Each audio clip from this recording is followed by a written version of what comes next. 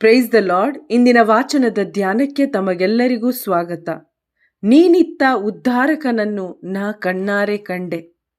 ಇಂದಿನ ಶುಭ ಸಂದೇಶದಲ್ಲಿ ಸಿಮಿಯೋನ ಯಾವ ರೀತಿಯಲ್ಲಿ ಉದ್ಧಾರಕನ ಆಗಮನಕ್ಕಾಗಿ ಎದುರು ನೋಡಿದ ಮತ್ತು ಅದನ್ನು ನೋಡಿ ಸಂತೃಪ್ತನಾದ ಎಂಬುದಾಗಿ ನಾವು ಧ್ಯಾನಿಸುತ್ತೇವೆ. ಮೋಶೆಯ ನಿಯಮದ ಪ್ರಕಾರ ಮಾತೆ ಮರಿಯಳ ಆ ಸೂತಕ ದಿನಗಳು ಮುಗಿದು ಶುದ್ಧೀಕರಣ ದಿನ ಬಂದಾಗ ತಂದೆ ತಾಯಿಗಳು ಮಗುವನ್ನು ಎತ್ತಿಕೊಂಡು ಜೆರುಸಲೇಮಿಗೆ, ಅಂದರೆ ಮೊದಲು ಜನಿಸಿದ ಪ್ರತಿಯೊಂದು ಗಂಡು ಮಗು ಸರ್ವೇಶ್ವರನಿಗೆ ಸಮರ್ಪಿಸಬೇಕಾಗಿತ್ತು ಎಂಬ ಆ ನುಡಿಯಂತೆ ಅವರು ಆ ಸಮರ್ಪಣೆ ಮಾಡಲು ದೇವಾಲಯಕ್ಕೆ ಬರ್ತಾರೆ. ಅಲ್ಲಿ ನಾವು ನೋಡ್ತೇವೆ, ಸಿಮಿಯೋನ ಆ ಮಗುವಿಗಾಗಿ ಕಾಯ್ತಾ ಇದ್ದ. ಸತ್ಪುರುಷನು, ದೈವ ಭಕ್ತನು ಆತ ಆಗಿದ್ದ. ಇಸ್ರಾಯೇಲ್ ಜನರ ಉದ್ಧಾರಕ ಯಾವಾಗ ಬರುವನು ಎಂದು ನಿರೀಕ್ಷಿಸುತ್ತಾ ಇದ್ದ. ಪವಿತ್ರಾತ್ಮ ಅವನಲ್ಲಿ ನೆಲೆಸಿದ್ದರೂ ಸರ್ವೇಶ್ವರ ಕಳುಹಿಸಲಿರುವ ಅಭಿಷಿಕ್ತನಾದ ಲೋಕೋದ್ಧಾರಕನ ದರ್ಶನವಾಗುವವರೆಗೆ ತನಗೆ ಸಾವಿಲ್ಲವೆಂದು ಪವಿತ್ರಾತ್ಮನಿಂದಲೇ ಆತ ಆಶ್ವಾಸನೆ ಪಡೆದಿದ್ದ. ಆ ಪವಿತ್ರಾತ್ಮ ಪ್ರೇರಣೆಯಿಂದಲೇ ಆತ ಮಹಾದೇವಾಲಯಕ್ಕೆ ಬಂದ. ಪ್ರಿಯರೇ, ಇವತ್ತು ಮೊದಲನೇದಾಗಿ ನಾವಿಲ್ಲಿ ನೋಡ್ತೇವೆ, ಸಿಮಿಯೋನನಿಗೆ ವಾಗ್ದಾನದಲ್ಲಿ ನಂಬಿಕೆ ಇತ್ತು. ಇವತ್ತು ನಮಗೆ ವಾಗ್ದಾನಗಳಲ್ಲಿ ನಂಬಿಕೆ ಇದೆಯಾ? ದೇವರು ನಮಗೂ ಈ ವಾಗ್ದಾನ ಕೊಟ್ಟಿದ್ದಾರೆ. ಇವತ್ತು ನಮಗೆ ನಂಬಿಕೆ ಇರಬೇಕು ಮತ್ತು ಪವಿತ್ರಾತ್ಮರು ನಮ್ಮಲ್ಲಿರಬೇಕು. ಆಗ ಮಾತ್ರ ನಾವು ನೈಜ ನಿರೀಕ್ಷೆಯಲ್ಲಿ ಬದುಕಲು ಸಾಧ್ಯ. ನೈಜ ನಿರೀಕ್ಷೆಯಲ್ಲಿರುವವರನ್ನು ದೇವರು ತೃಪ್ತಿಪಡಿಸುತ್ತಾರೆ. ಸಿಮಿಯೋನ ಬಯಸಿದ್ದು ಆ ದೇವರ ವಾಗ್ದಾನವನ್ನು. ಅದು ಆತನಲ್ಲಿ ನೆರವೇರಿತು. ಆತನು ಅಲ್ಲಿ ನಾವು ನೋಡ್ತೇವೆ, ತಂದೆ ತಾಯಿಯಲ್ಲಿರುವ ಆ ಮಗುವನ್ನು ಆತ ಕೈಯಲ್ಲಿ ಹಿಡಿದುಕೊಳ್ತಾನೆ. ಕೈಯಲ್ಲಿ ಎತ್ತಿ ಸರ್ವೇಶ್ವರನನ್ನು ಸ್ತುತಿಸಿ ಹೇಳ್ತಾನೆ, ನಿನ್ನ ಮಾತು ಸರ್ವೇಶ್ವರ ನೆರವೇರಿತೆಂದು ಇನ್ನು ತೆರಳಬಿಡು, ಶಾಂತಿಯಿಂದ ನಿನ್ನ ದಾಸನಾದ ಎನ್ನನು, ನೀನಿತ್ತ ಉದ್ಧಾರಕನನ್ನು ನಾ ಕಂಡೆ ಕಣ್ಣಾರೆ.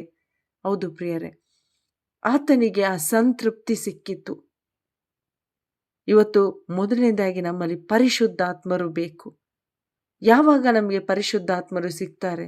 ಖಂಡಿತ ನಮಗೆ ವಾಗ್ದಾನದಲ್ಲಿ ನಂಬಿಕೆ ಇದ್ದಾಗ, ಆ ವಾಗ್ದಾನಗಳನ್ನು, ಅಂದರೆ ಶುಭ ಸಂದೇಶವನ್ನು, ಯೇಸು ಪ್ರಭುವನ್ನು ರಕ್ಷಕ, ನನ್ನ ಪ್ರಭು ಎಂದು ನಾವು ಅಂಗೀಕರಿಸಿದಾಗ ಖಂಡಿತ ನಮಗೂ ದೇವರು ವರವಾಗಿ ಪರಿಶುದ್ಧಾತ್ಮರನ್ನು ಕೊಡ್ತಾರೆ. ಇವತ್ತು ನಾವು ವಾಗ್ದಾನಗಳನ್ನು ನಂಬಿ ಆ ಪ್ರವಾದನೆಗಳು ನೆರವೇರುವುದನ್ನು ಎದುರು ನೋಡ್ತಾ ಇದ್ದೇವ? ಪವಿತ್ರಾತ್ಮ ಪ್ರೇರಣೆಯಂತೆ ಇವತ್ತು ನಾವು ನಡೀತಾ ಇದ್ದೇವ? ಪವಿತ್ರಾತ್ಮರನ್ನು ನಾವು ಪಡೆದಿದ್ದೇವ? ನಮ್ಮನ್ನೇ ನಾವು ಪರಿಶೀಲಿಸಿ ನೋಡೋಣ. ಪ್ರಿಯರೇ, ನಮ್ಮಲ್ಲಿಂದು ಯೇಸು ಕ್ರಿಸ್ತರ ಆತ್ಮ, ಪವಿತ್ರಾತ್ಮ ಇರಬೇಕು. ವರದಾನಗಳಿದ್ದರೆ ಸಾಲದು. ಇವತ್ತು ಪವಿತ್ರಾತ್ಮರಿಲ್ಲದೆ ನಾವು ಅನೇಕ ಕಾರ್ಯಗಳನ್ನು ಮಾಡ್ಬೋದು. ಪ್ರಾರ್ಥನೆ ಮಾಡ್ಬೋದು, ನುಡಿಸ್ಬೋದು, ಹಾಡ್ಬೋದು, ಚರ್ಚಿಗೆ ಹೋಗ್ಬೋದು. ಇದರಿಂದ ನಾವು ಸೆಲ್ಫ್ ಗ್ಲೋರಿ ಪಡೀತೇವೆ. ನಮ್ಮ ಸ್ವಾರ್ಥ ಅಥವಾ ನಮ್ಮ ಸ್ವಂತ ಲಾಭವನ್ನು ನಾವು ಪಡೀತೇವೆ. ನಮಗೆ ಮಹಿಮೆ ಆಗ್ತದೆ. ಆದರೆ ದೇವರನ್ನು ಮೆಚ್ಚಿಸಲು ಸಾಧ್ಯವಿಲ್ಲ. ದೇವರನ್ನು ಮಹಿಮೆ ಪಡಿಸಬೇಕಾದ್ರೆ, ದೇವರ ಪ್ರೇರಣೆಯಂತೆ ನಾವು ಜೀವಿಸಬೇಕಾದ್ರೆ ನಮಗೆ ಮೊದಲು ಪವಿತ್ರಾತ್ಮ ಬೇಕು. ಮತ್ತು ಎರಡನೇದಾಗಿ ಪವಿತ್ರಾತ್ಮ ನಮ್ಮ ಮೇಲೆ ಬರಬೇಕು. ಈ ಜೀವನ ಪರಿಶುದ್ಧತೆಯಲ್ಲಿ ಜೀವಿಸಬೇಕಾದ್ರೆ, ಪ್ರಾಮಾಣಿಕತೆಯಲ್ಲಿ, ನೀತಿಯಲ್ಲಿ, ಕ್ಷಮೆಯಲ್ಲಿ, ಪ್ರೀತಿಯಲ್ಲಿ, ಇತರರ ಜೊತೆಗೆ ಪ್ರೀತಿಯಿಂದ ಇರಬೇಕಾದ್ರೆ, ಕ್ಷಮೆ ಕೊಡಬೇಕಾದ್ರೆ, ದೇವರ ಚಿತ್ತದಂತೆ ನಡಿಬೇಕಾದ್ರೆ ನಮ್ಮ ಮೇಲೆ ಪವಿತ್ರಾತ್ಮರು ಬೇಕು. ಪವಿತ್ರಾತ್ಮರ ದೀಕ್ಷೆ ನಮಗೆ ಬೇಕು.